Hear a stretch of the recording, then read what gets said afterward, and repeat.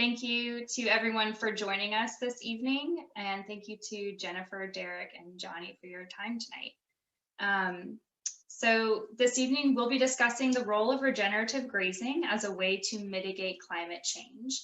Each of our panelists will share a little bit about their experience, and then we'll begin our question and answer session. We'll reserve the last 5 to 10 minutes to questions from the audience. So if you have questions for any of our panelists, please place them in the chat at the bottom of your screen, or use the Q&A option, and we will address those as they come up.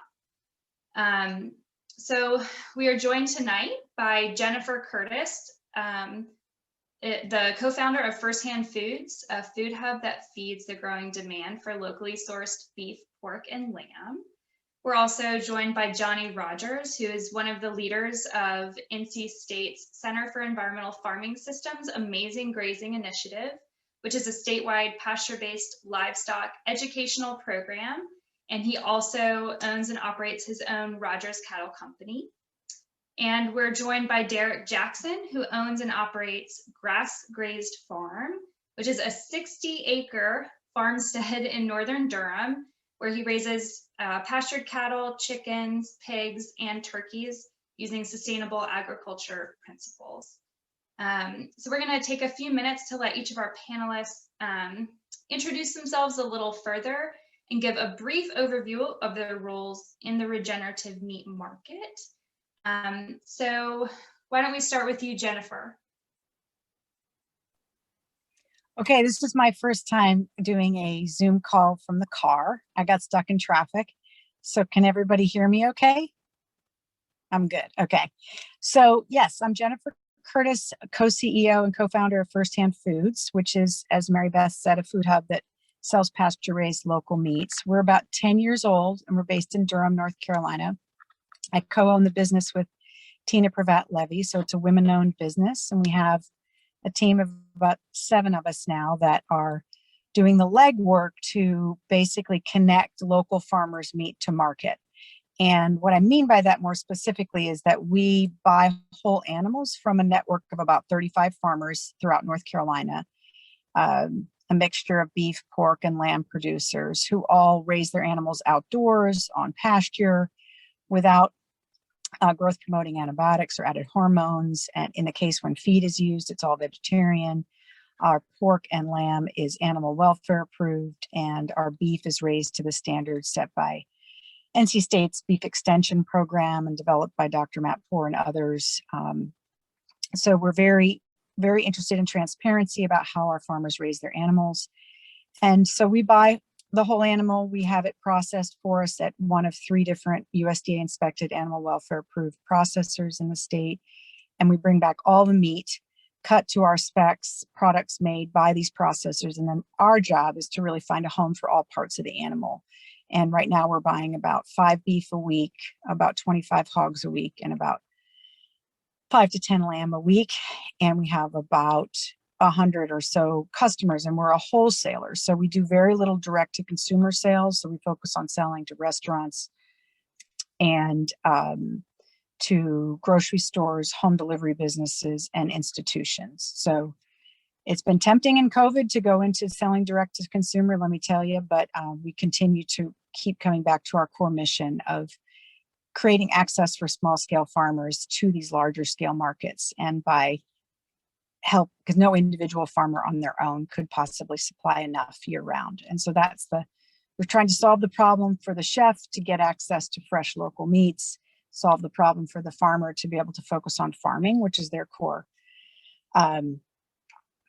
set of expertise, and not have to deal with the hassle of customer service and processing problems and all the things that go into what we do. So I think that I'll leave it at that. We are a $2 million business, which a lot of women-owned businesses, I think that 1% of women-owned businesses ever get to 2 million in sales. So we're proud of that and want to keep growing it. Thank you, Jennifer. And y'all just celebrated 10 years, is that correct? Yeah, 10 years in business. And we do buy, I will say that a number of farmers on this call, I think, are part of our network. So it's very much a something that grew out of the Center for Environmental Farming Systems. We were incubated there, and our roots go pretty deep with a couple people on this call, including Johnny Rogers. Well, Johnny, will you go next and maybe explain a little bit about that? Because you see two different sides of this, working, directly with farmers, but also being a farmer yourself. You bet. Thanks for having me on. Can you hear me okay? Very good. Yeah, I do kind of see this, wear a lot of different hats, and certainly like it that way, I guess, because it does give you a unique perspective. So in 2001, my wife and I moved to Roxborough. We leased a farm up here and have been living here ever since and farming. We are, I like to call us cattle folks. So we do like beef cows. So that's why it's called Rogers Cattle Company. But we have been distracted, I like to say jokingly, by many other things. We have raised meat goats. We currently still raise hair sheep and a little bit of pasture pork. We just buy feeder pigs and finish them in some wooded areas on our farms. So we don't really, we don't do the pig thing, the full blast like a lot of folks do. My hat's off to those that do.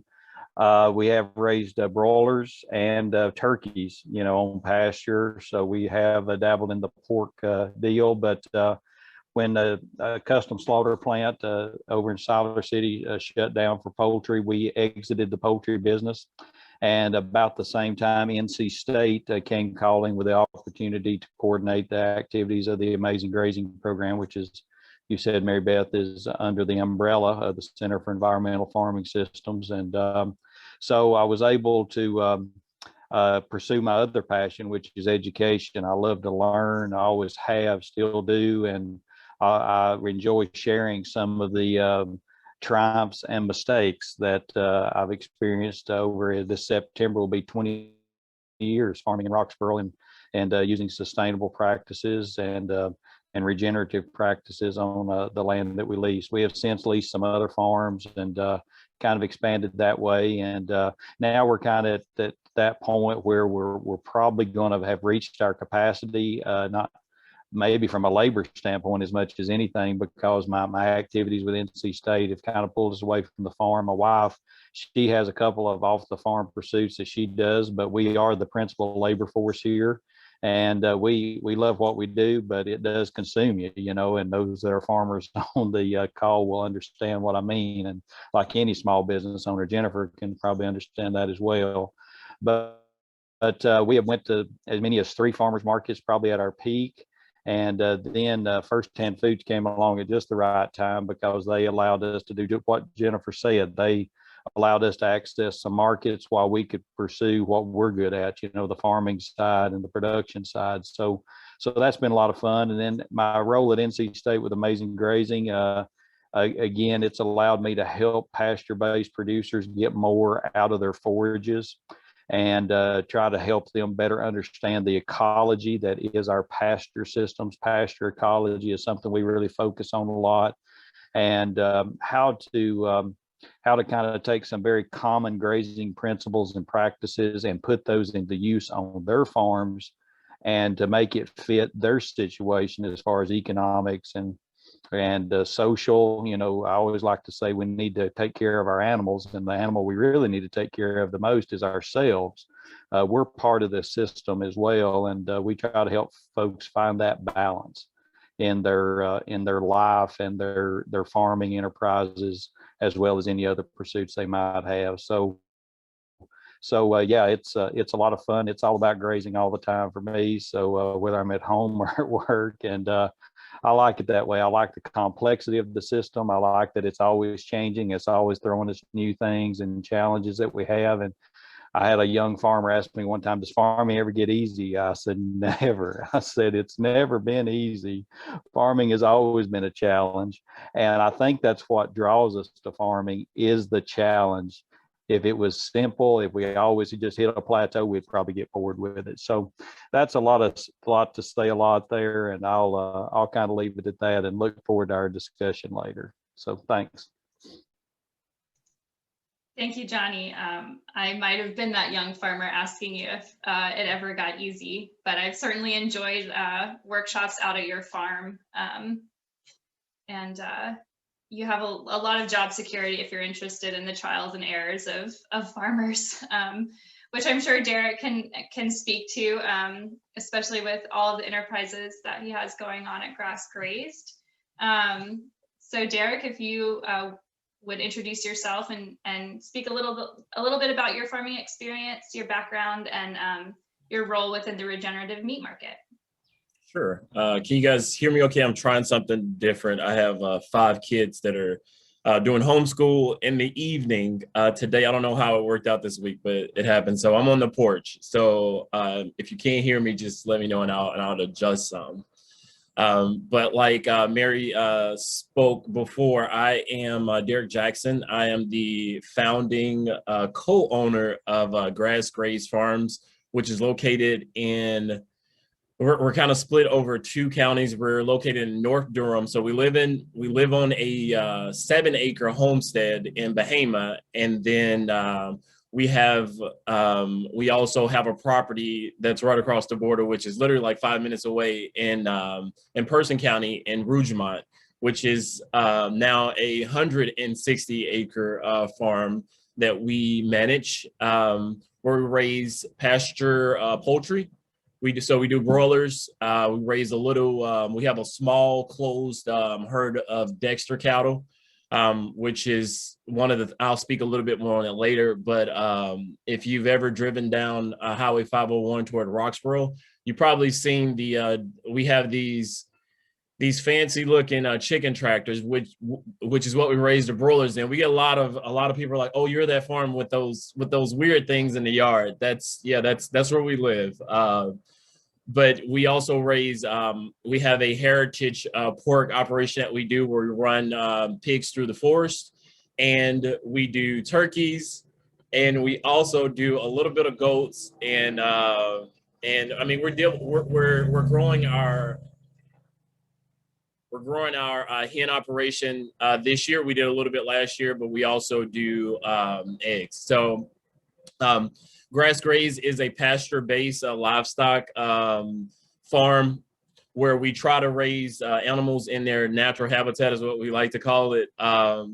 We like to we try to keep them in an area that creates to limit the stress. So we found that it works really easy if we keep the cows outside and the pigs outside and the chickens outside. Whenever we bring them indoors, it seems to not work very well for us. So we keep them on pasture. Yes, and we are a 3-year farm. It's going on 3 years now. I am a 14-year Army Special Operations vet. I transitioned from active duty about a year ago.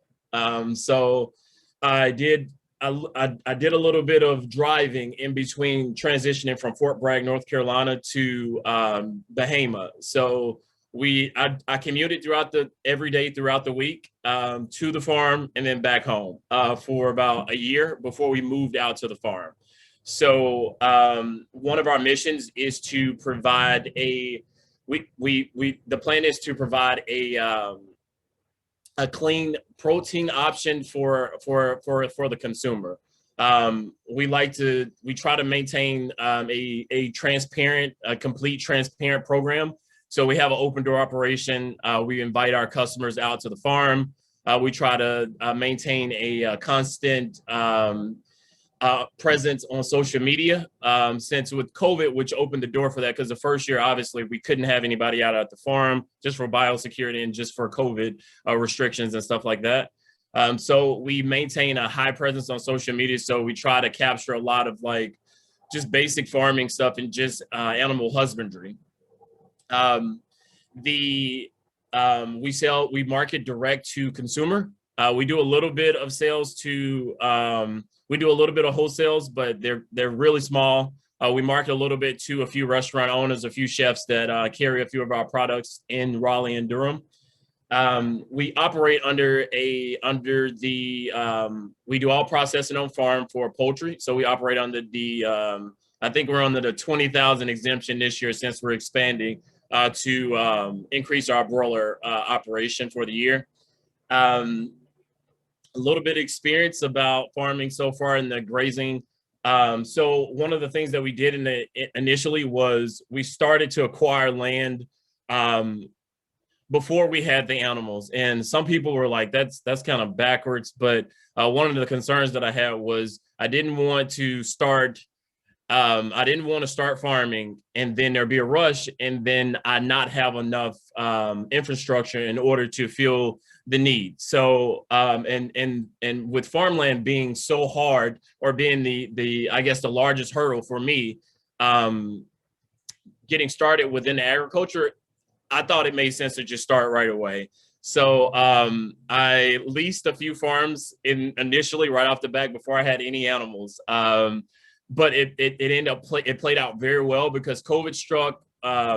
We started marketing directly to, we started selling at a few farmers markets around March of 2020. And that was the month before, it was like during the initial rush. So we had all this product, and within 3 weeks of selling at farmers markets, we were completely sold out of everything. So we started to ramp up and started to get a little bit more use out of our pastures. And I guess I need a little bit more direction when it comes to this, because I can go down a bunch of holes. So you got to tell me, I'll leave it at that, and then I'll wait for the questions. Thanks so much, Derrick. And I really enjoy following your Instagram account.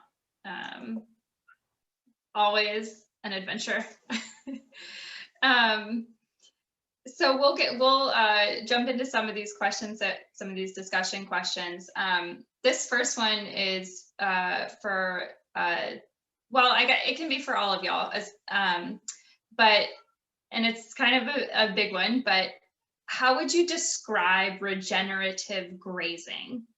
And then what challenges do you have in implementing or explaining regenerative grazing? I know right now there's the term regenerative is being debated, and different organizations and individuals are trying to define it themselves. But how would you yourself, as a regenerative farmer, meat, distributor, educator, how would you define that term? And we can start with whoever wants to jump in first. Johnny, I think you should take this one first. Yeah, I'll take a stab at it. And thanks, Jennifer, for volunteering me there. So I think I know with Amazing Grazing, Dr. Poore and I, we talk a lot about adaptive grazing. And one day he pinned me down. He said, well, what is that? And because we see the same things. I mean, we read social media, and the debate about what is regenerative grazing, and management intensive, rotational grazing, mid grazing, mob grazing. There's all kinds of terms out there. And there was another one the other day that I hadn't heard of, but anyway, we kind of think about adaptive grazing. And to me, it's a lot like regenerative. I think there's a lot of regenerative practices in adaptive grazing. And I don't have the definition in front of me, but it was something to the effect of using common grazing principles and practices to meet the complex demand or needs, the complex biological, economic, and social demands of pasture-based livestock systems, or something to that effect, or pasture-based systems. I'll try to find that. I know I've got it on my work computer. I'll fire it up over here, but to me, that's what it is. You can't just focus on the economic side. You can't just focus on the biologic side and the social. Again, to me, that's our communities. And it's our individuals, it's each individual, meeting their needs. If you set up a system where you're working all the time and have no time for family or to take a break, that's not sustainable. I can tell you that. Even if you love your job, you've got to get away from it sometimes. So so to me, the regenerative is probably would add to that the healing part of maybe taking land that's been out of agricultural production for a while, you know, and maybe it was old tobacco land where I farm. Everything used to grow tobacco just about, and so you know, it's taking that and looking at the whole system, not just the animals, not just the plants, but the soil, the wildlife that interact with our pasture ecosystems, you know, and so I think, you know, somewhere in there is a pretty good definition of what regenerative is, but it is, I think it's looking at the whole system. It's not just focusing on one aspect of it. I know in the education system, we educate folks in what I call silos. We have animal scientists, we have agronomists or plant scientists, we have soil scientists, we have economists. Everything we do on farming is interdisciplinary. I mean, as a farmer, I cannot afford the luxury of being an expert in any one thing. I have to know a little bit about a lot of different things. I got to know a little bit about how my taxes are done. Even though I get a professional to do my taxes, I need to know enough to know she's doing it right, you know. So I'll leave it at that. But that's my rambling about what regenerative grazing is to me. So that was some good rambling. I took some notes and I saw some head nods, especially from Derrick. So Derrick, would you like to share? Sure. Yeah, I mean, I think that was, I was thinking when I read over the questions before, I was like, man, so we kind of like to look at it from the overall approach, not just like Johnny was saying, not just the livestock perspective of, because for that, I would just say using livestock to build soil health. But that's not really how we look at things on the farm, or at least our farm anyway. While I would like to just focus on, you know, raising and grazing our livestock, one of the things that I continue to run into is, you know, with doing that, there are a lot of other things that come into play, that come along with having, you know, land. And while livestock will do a great job at managing, I would say managing our ecosystem, there are still other things that come into play, like weeds and pests and a lot of other things that come into play. So not when I got into farming, the original thing was I just want to do livestock. That's all I want to do. That's all I'm interested in. I like animals. They have a personality. I love my pigs. I think they're the most personal animals that we have on the farm. And I'm not just the only person that says that. I've had other people come out and they're like, man, why does it seem like the pigs are like talking? Like they are. They're always hungry is what they are. It doesn't matter how often you feed them. If you walk past them, they want something to eat. So one of the things that we've learned is that our grass, our farm, our homestead, like it requires a lot of other things. Like, you know, we have snakes and we have other plants on the farm that we would like to see come to life, as well as we've noticed that our cows like to eat from trees. Like, and I know people in the beginning, people will be like, oh, well, it's okay. You need trees in your pastures. You don't need trees or any of those things. But I've seen the cows eat from the trees. Like, so obviously there's something to it. So now I'm studying trees and like what that means to plant trees and to, you know, grow more trees on our farm or plant more trees on our farm. So it's when it comes to regenerative, in order to establish an environment, ecosystem that is adaptive, I think that you can't just look at it from the livestock perspective. Even though we use our livestock very heavily, I used to call myself a shepherd, but maybe I'm doing more of the like following. I kind of let them lead. Like I kind of let them lead to where they kind of show me where the things are on the farm that I need to that need more attention. So I'll stop there. Thank you, Derrick.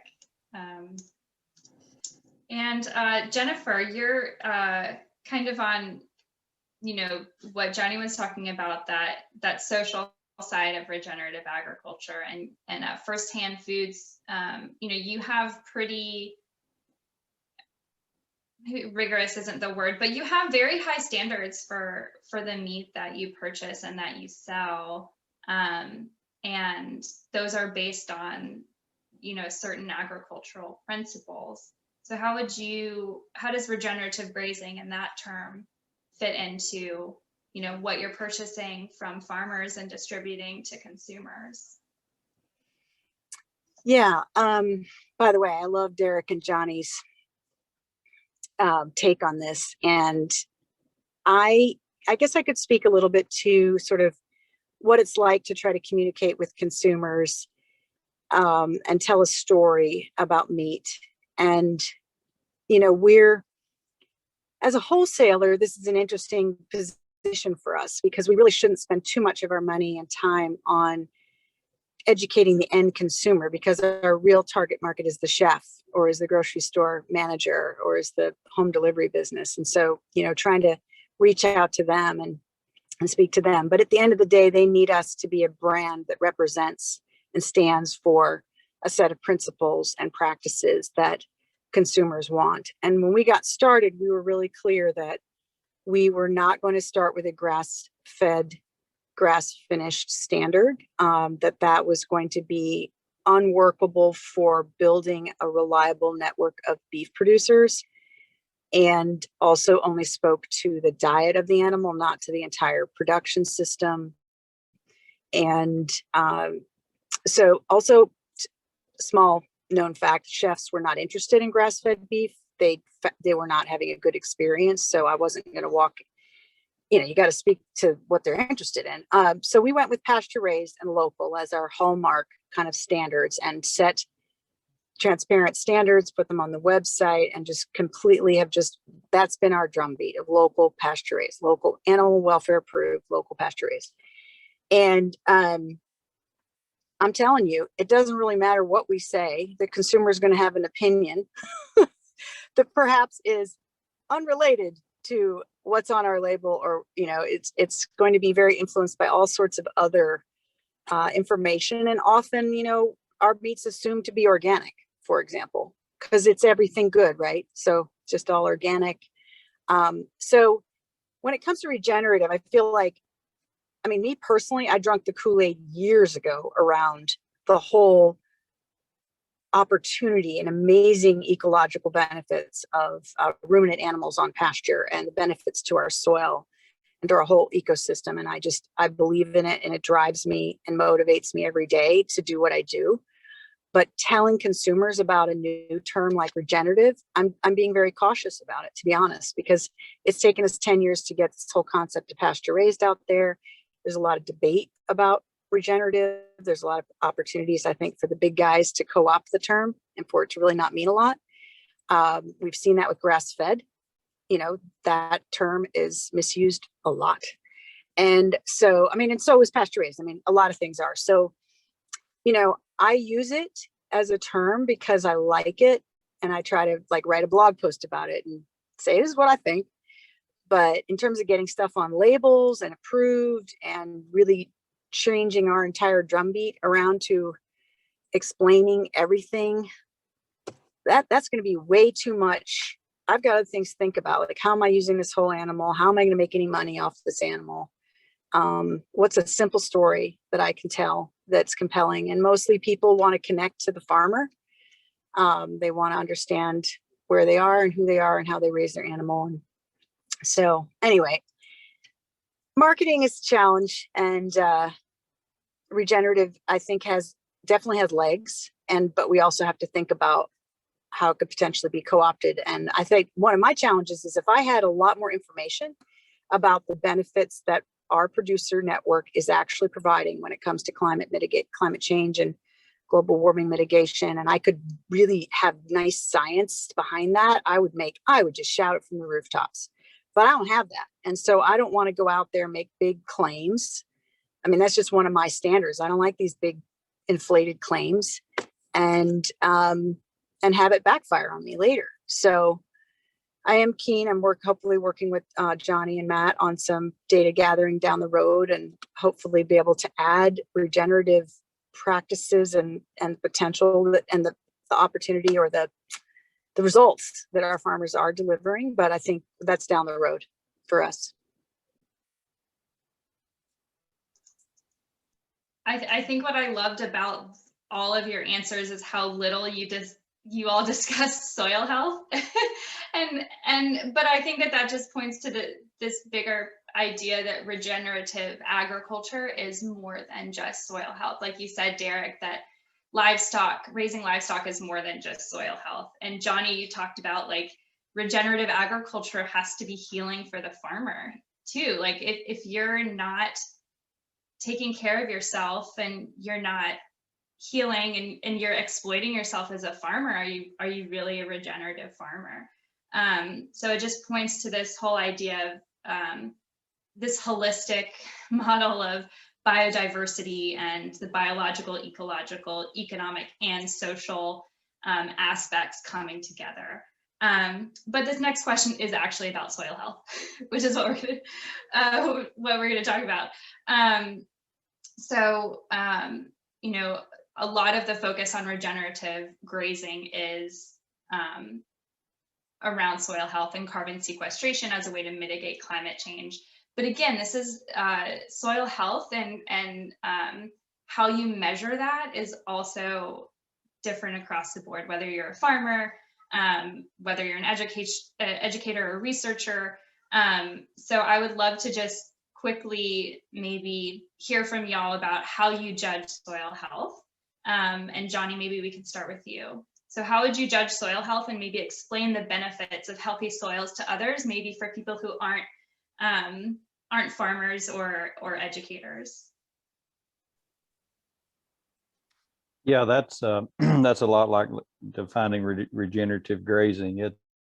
It's I think it's a moving target. I know Dr. Alan Franzlubers is on the call, and I've had the privilege of working with him, and have learned a lot about soil health. I think I've imparted a little bit of grazing management knowledge to him, and he's imparted to me a whole lot of knowledge about soil and how it functions. And I guess what I've learned since about 2012 is that soil is it's a biological and physical and chemical medium, if you want to call it that. And I hate to call it a medium. It's really a miracle, I guess, really. And if you think about all the things that go on in soil, especially when we use it to grow plants in our pasture systems, and I think you have to have balance in all of those things. Is kind of what I've learned. I don't think you can just focus on biological aspects. I think you have to have the chemical, which we have always kind of focused on quite a bit with our maybe our soil tests that we traditionally look at. We look at some nutrients, from a chemical standpoint. You look at pH, which we all kind of, you remember chemistry, you understand what pH is, and that kind of needs to be in an optimum range for productive plants. And but the physical aspect of soil health is something I've I had a little harder time understanding. I did a little bit of on a study on my own, as well as talking to Dr. Franzlubers about it, and you find out that it's really important. When you think about rainfall infiltration in the water cycle, you think about carbon dioxide leaving the soil, and a lot of our soil microbes are like us; they need oxygen, so all of those things. But then the biological aspects is this whole new can of worms, if you will. No pun intended. So when I think about healthy soil, and I go out, I take a shovel with me now, which is something I never would have done prior to 2012. And actually you could go down and you can dig into the soil a little bit. And we do this with farmers as far as our major grazing workshops, and get them to look at that. And you can start to see all of those things. You can start to see some biologic activity. You can see, probably can't see as much chemical activity, but you can sure see the soil structure. In fact, I talked to a small ruminant production class last week about grazing management at NC State. What did I have with me? First thing we talked about with grazing management is it has to happen from the ground up. It has to start at the soil. And I took my shovel and I dug out a clump of sod, and we turned that upside down, and we talked about soil. We talked about soil health, because you have to understand that before you can really start to think about focusing on growing plants. You really have to look at that medium that we grow plants on, which is soil. And so I don't know that I really define soil health, but I do know that it is those three characteristics we look at. Of course, we have 4 principles of soil health. You have keeping the soil covered. You need a living root growing in the soil as much as possible year round is preferred. You need some good diversity in terms of plant community, and you need to disturb the soil as little as possible. And in grazing systems, the main disturbance we have is grazing. So we just need to manage our grazing systems and make sure that we're not overgrazing. In other words, shut some gates, rotate, move our animals. So that's where I'll kind of kick us off at on this discussion about soil health. Thank you, Johnny. Derrick, I know, 3 years in, and there's a lot of things to learn in those first 3 years. But have you been able to measure soil health on your farm, or seen a difference in the past couple of years? And how do you measure that? And how do you set the goals for your soil health?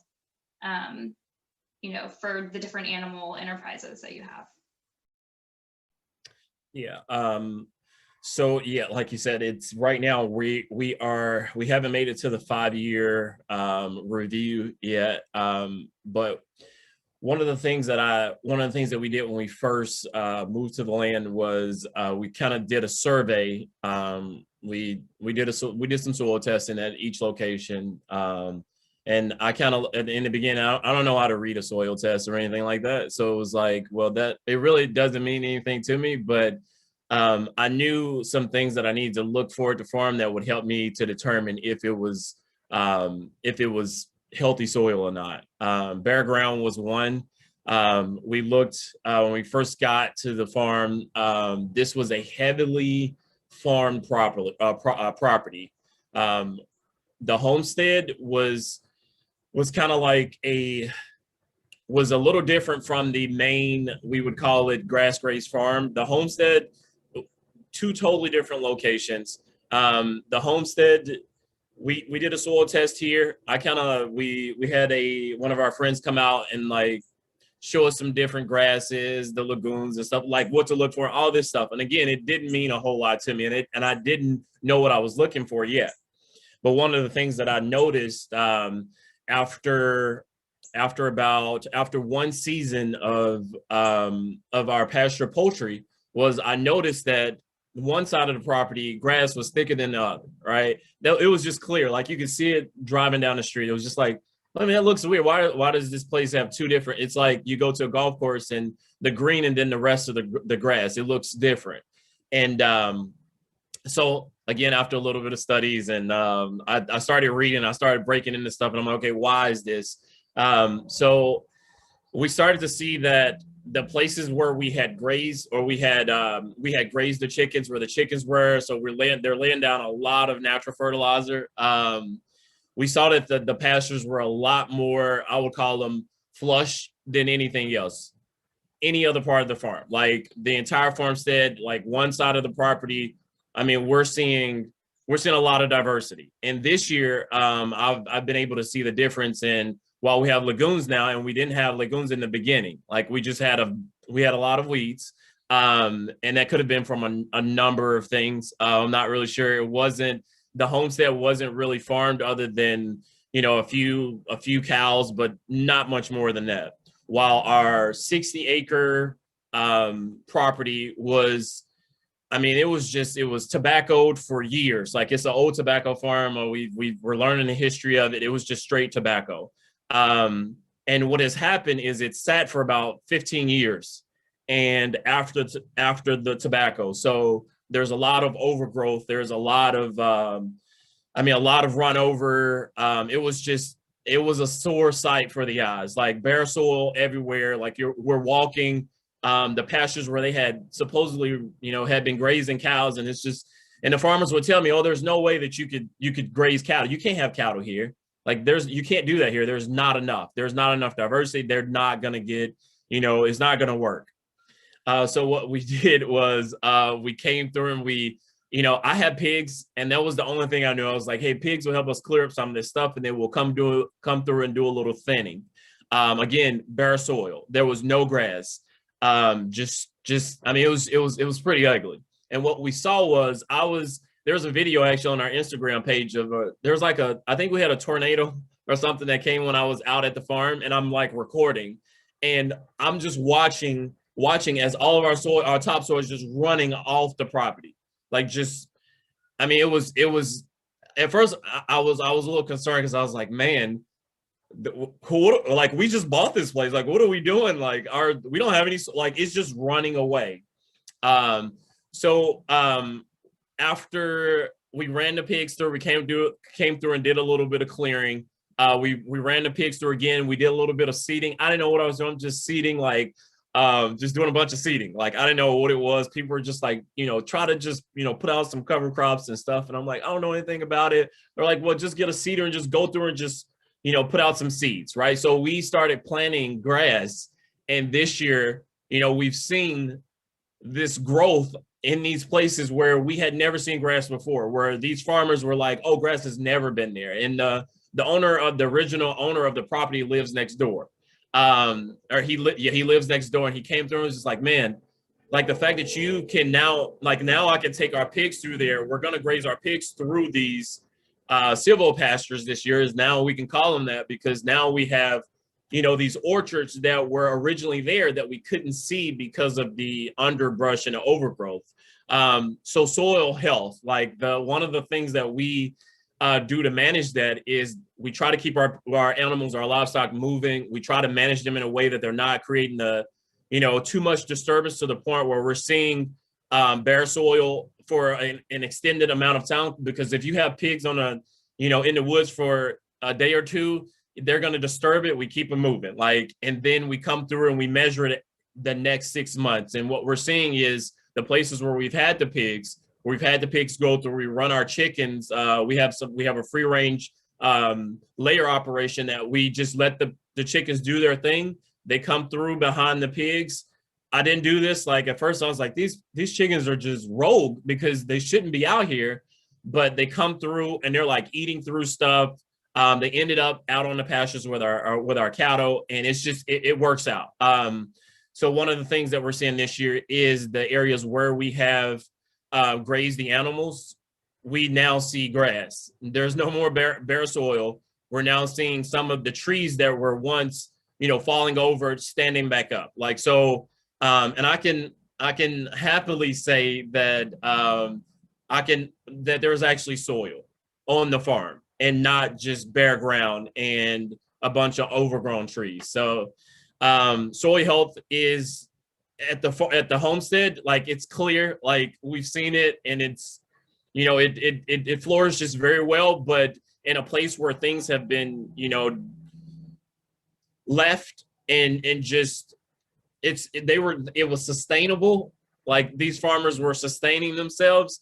We've seen the effects of it, and we've seen the difference in what happens when you bring in a regenerative approach opposed to a sustainable approach. So I've seen the signs of, I don't have the scientific data yet. I will in 5 years. But I have seen the effects of a regenerative approach to livestock management. And I wouldn't go about trying to market the term or anything like that yet, because it should be, I believe it's the way it should be done. And so we shouldn't have to put it on anything for people to understand that it's the right way. Thanks so much for that, Derrick. Jennifer, you have been on dozens, if not hundreds of farms. And, you know, in the past 10 years or longer, can you briefly talk about your, you know, how you judge soil health and how that factors into the, you know, the farmers that you select to work with? And then after this, we'll get into more about how soil health is a way to mitigate climate change. Yeah, I think I can keep it pretty brief.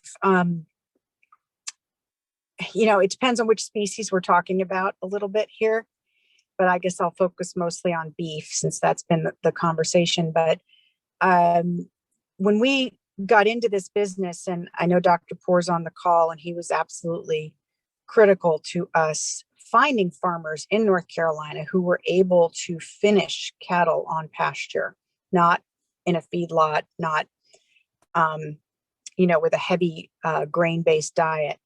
And to do that, you know, it became clear to me over time that for the farmer to be sustainable financially and to deal with the climatic and forage conditions here in North Carolina, that intensive rotational grazing, adaptive management grazing was going to be a critical practice for our farmers to reap the benefits of having these lush pastures and be able to finish beef, take them from, you know, because we're a cow-calf state. Most farmers sell their calves and don't worry about that second year and finish up to a full harvest weight. And that's the change and the transition that we've seen in the last 10 years is more and more farmers finishing their cattle. And you need to have really diversified forages. And so to me, we're not necessarily in a position as a food hub and a distributor to be evaluating soil health, but we can require practices, adaptive management grazing being, you know, really core to what our beef producers do in order to, and it works for them from a financial standpoint. And I think we just naturally kind of collected the farmers that were keen to learn these practices and were early adopters of Amazing Grazing's workshops and attending those. And but what it's been exciting to see is that in the last 10 years, there's just been an explosion of interest in these grazing practices that just when I started, there weren't. I mean, I think we could speak to that. It's been really, really amazing. So I would like to see more rigor behind all of this. And I would love to have tools that I could evaluate the progress that our farmers have made in building soil quality and sequestering carbon and building soil diversity. But, you know, I know that's what this project is about. I know that's what scientists are working on. So, and I know that some of our farmers have seen tremendous changes in their, the carbon and that humus content in their soil and all that. So again, I'm not the scientist to speak to that, but these practices are central to what our beef producers are doing. Thanks, Jennifer. And I'd like to take a couple more minutes to kind of expand on that, you know, the idea of these climate change impacts and how, you know, your role in like as producers or distributors or educators allow you to work towards climate change solutions, specifically around regenerative grazing. You know, Derrick, you talked about you were on your farm and there was a tornado coming through and you could see the topsoil, you know, washing away. That is a huge climate change impact where we're losing huge amounts of topsoil to extreme weather events. So, you know, how do you, specifically on your farm, Johnny and Derrick, like how does the regenerative grazing that you are doing mitigate climate change impacts, you know, whether that's what you're seeing on other farms or specifically on your own farms? Yeah, I can go first on that. I think that, you know, using regenerative grazing or adaptive grazing management practices, I think at the end of the day, if you think about sequestering carbon, if we're wanting to try to pull carbon out of the atmosphere and put it somewhere else, I think we do that by building soil organic matter, because if to me,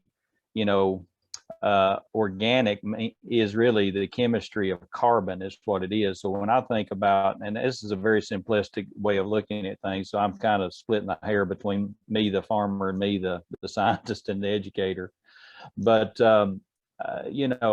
so if I want to build soil organic matter, that'll help my plants be more productive, and that's going to help my animals be more productive. So I win as a farmer. Also, I can win, I guess, as a society or as a community by putting more carbon into the soil. And the way we do that is by using rotational grazing or adaptive grazing techniques. We can help our plants have a rest after a grazing event. They can rest, and they can build their solar panel back where they can capture more carbon dioxide and put it in plant tissue. Some of that plant tissue or some of that energy or that carbon will move down into the roots of the plants, and a lot of that will leak. The soil microbes can consume some of those carbon containing compounds, some carbohydrates and maybe some amino acids. So that's going to help the soil microbial life, which will kind of has this symbiotic relationship with plants. So, and you're also going to build more root material, over time, because the plants don't have to slough off the roots because you're not overgrazing them. And because you're maintaining that leaf area that kind of feeds the whole system, it takes sunlight and carbon dioxide to make more plant tissue. So all of that, and then over time, of course, you do have some sloughing of roots, natural decay and of leaf material. So all of that will end up in that humic material, that humus and organic matter that would occur in the soil. So, and there's probably going to be, obviously there'll be a limit somewhere, so it's not just going to continue to build. But by using these grazing techniques and, the impact of the animals, just the grazing of animals, the saliva, all the things that they can impart onto our pastures. I just think, ruminant animals are part of the solution to climate change. I just think all the indicators point to that. I know we need the science to back that up, but in a very simplistic view of someone who's kind of spent his whole life following around ruminant animals, literally, you can see that it kind of makes sense that they can help us improve the land, which I think possibly, will help us with some of our climate change issues. Also, it's going to help more water infiltrate into the soil, so the water cycle is going to come back instead of falling on our land and running off and taking our soil with it, like Derrick said. It's going to actually penetrate and infiltrate down into our soil, and we'll have less runoff, which, oh yeah, by the way, is going to help us grow more grass, and we can grow more animals and better animals into the future, and that's kind of what we all want. So again, maybe that's too rosy a picture, but it's just what I really see. I see that it can happen that way, but we do need some data to back it up. That was like an amazing little lesson right there. But I think we've all bought into that animals are essential to climate change solutions. At least that's what I have to tell myself every year. We have like 300 lambs born. I'm like, we're helping. Derrick, how about you? How are you taking climate change mitigation strategies into consideration when you are, running your cattle? Yeah. So one of the things that we try to keep, we chose the farm that we did because it needed a lot of work, and it was a bit of a challenge. So before jumping into the endeavor of farming or grazing or whatever you're doing in agriculture, we looked at it and we were trying to figure out. We knew that we didn't want to buy something that was already done. Like it just needed a little bit of, no, we were looking for something that we could kind of test, and see our methods, see ourselves grow into. And So we chose farms. We did choose a farm that needed some work. And one of the things that we try to implement is, or we don't try to do it, it's almost a must that we continue to not allow the animals to so prior to us taking over one of the pastures, it was just continually grazed. They just put the cows there and then they just leave them. And after a while, what you'll see is the grass eventually starts to go away. I mean, that's kind of duh, right? Depending on how large of a property is. But so when I got here, I looked at the land. I was like, man, it's weird because there's other parts of the property that these animals could be on, and I can see that the grass is much thicker over here. Let's move them over here. So one of the things that we knew that was important to was ensuring that we were doing something that wasn't taken away. Like we weren't going to be taken away, that we weren't going to be destroying anything. We got into agriculture because our mission was to provide a better place for our family and for our community. And so after seeing some of the effects of what happens when we don't approach things from a let's build up opposed to let's take from, because that's kind of what happens if you don't kind of approach it from a regenerative perspective. If you continue to have cows on a pasture, they're going to continue to eat the grass and it's not going to continue to grow. It just won't if they don't ever move. That's just not the way it works. And that was clear. So when it came to establishing a rotational grazing, it just made so much sense. And after a few times of doing it, we noticed that all of the livestock, not just the cattle, but the pigs and the chickens, they were always anticipating going to that next spot. If you put a calf, and this is just something I've noticed from having our one of our calves here at the house, at the homestead, is she will let you know when it's time to move her, because she'll just go underneath the wire. Like she'll just go. That's when you know that you've waited too long. Or one of my mentors will say, no, that's because the wire is hot and she's not trained. No, I know that I need to have moved her. So it seems like they're always anticipating going to the next area. And when we allow them to do that, then it allows us to ensure that, okay, now I can see, now I'm coming back through and I can see the difference in when I moved the animals and when I didn't move the animals. When I left the pigs in a pasture that, way too long, I can see it.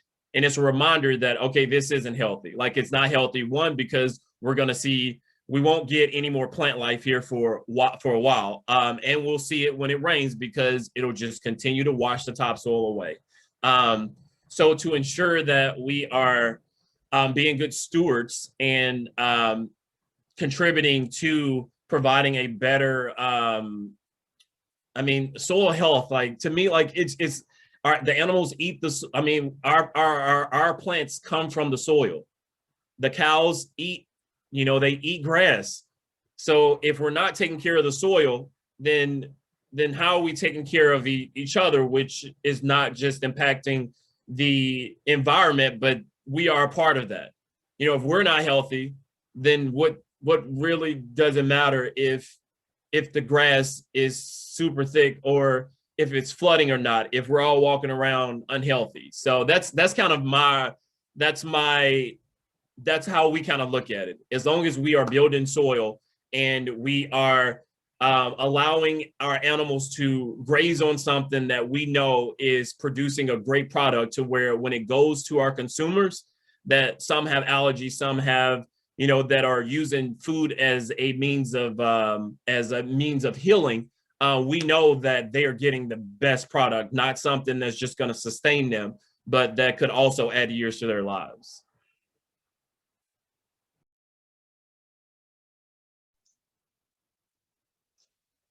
That was great.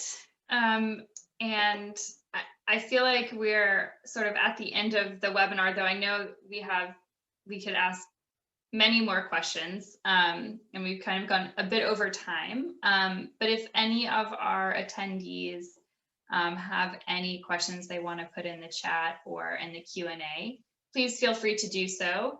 And we can make sure that we put the contact information for Derrick and Jennifer and Johnny, perhaps in a follow-up email. But for now, I'm going to hand it back over to Kim Hernandez, one of the Bass Connections project students.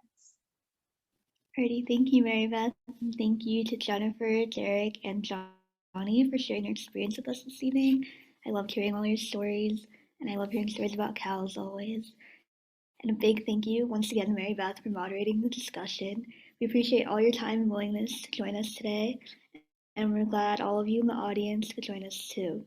And we hope that our website can help answer any remaining questions or redirect you to any other resources. Keep in touch through our Facebook page and be sure to email us to subscribe to our newsletter. I'll put that in the chat now.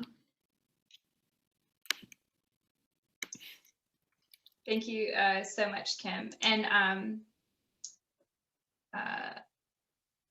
I see the question here. There's one in the Q&A, and it says, how do you encourage your own family of farmers to consider regenerative grazing? Maybe one question to end on. Or how would you encourage other people to get into regenerative grazing? Maybe not just your family, but other farmers. What are some parting remarks that you would say to encourage other farmers to get into regenerative grazing? Well, I'll jump in and I think that everybody interested in this topic should attend an amazing grazing seminar with Johnny Rogers and have him talk about the connection between, he just did on this webinar, but to be on a farm and to see the connection up close between the animals and the forages and the soil and the water penetration, it's really magical. And I think it just could get so many people excited. So we have what I call a network of farmers, and we're requiring certain practices. And I wanted to say that we have a retired extension agent who's been working with us with our farmers, who visits them all the time. And one of the things they talk a lot about is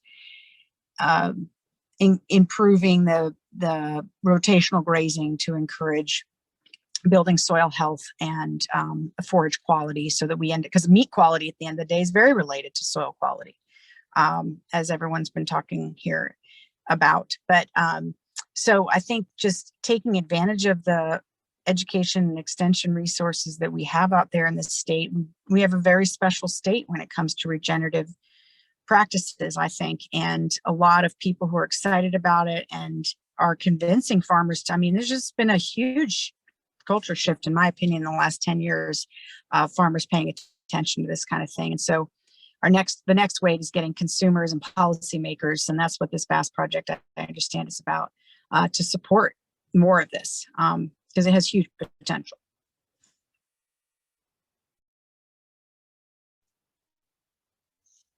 Yeah, I would just add to be patient with your family.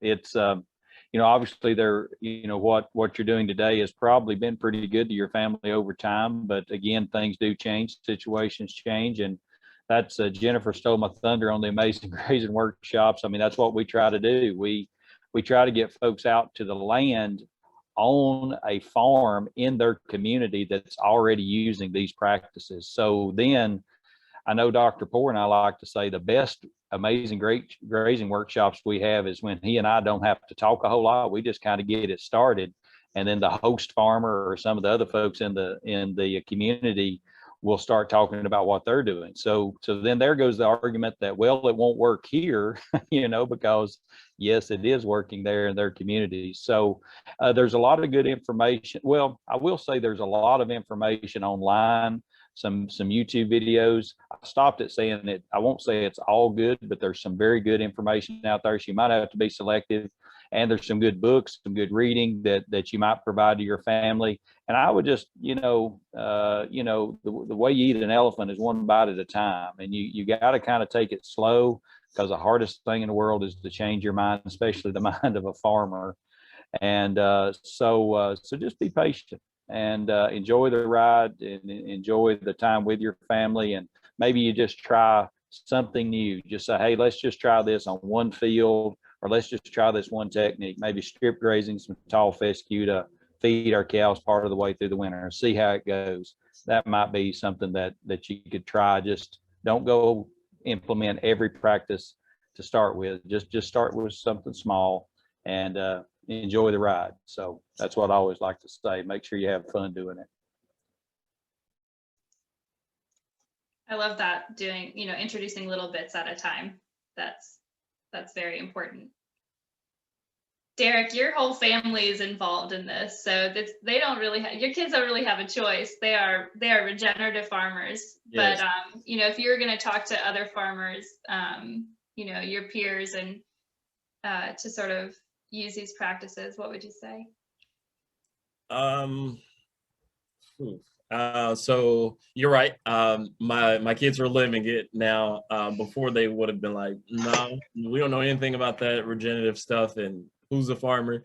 But they are a part of it, and they're starting to see they're starting to experience some of the benefits of that. So, but one of the things that I guess I would say to I'll say to future farmers, or that to farmers that are looking, are not our next generation, but those farmers that are interested, that with that gut feeling that's on the fence of considering farming, and that's to either those who have never farmed before, or those who that have grew up on a farm that doesn't do regenerative farming. I would say I would find someone who, I'd find someone who, a farmer that is, that has been regenerative farming for about 10 or 15 years. And I say 10 or 15 years because, they're going to have the proof. They're going to be able to show you, and they're going to have the stories to help encourage you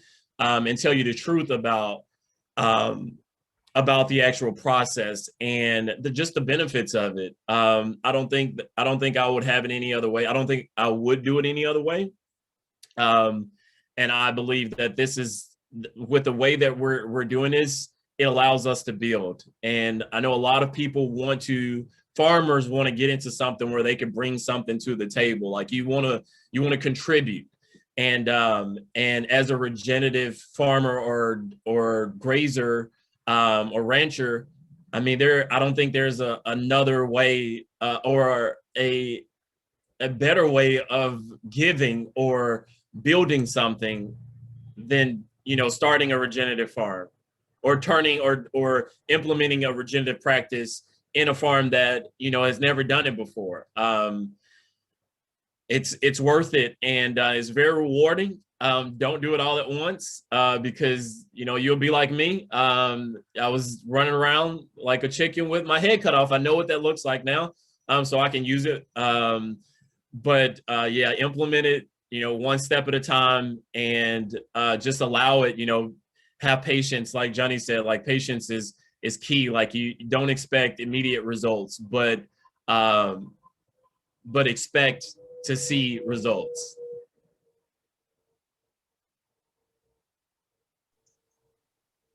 Well, thanks again. Thank you all. I know that it's hard, especially when we're up against a timeline with climate change, to tell people to be patient and just trust the results that they will happen. But it is really important to take that approach. So thank you all again, Derrick, Jennifer, Johnny, and thank you, Mary Grace and Kim, for co-hosting, and for the entire Basque Connections Regenerative Grazing project team for putting this together.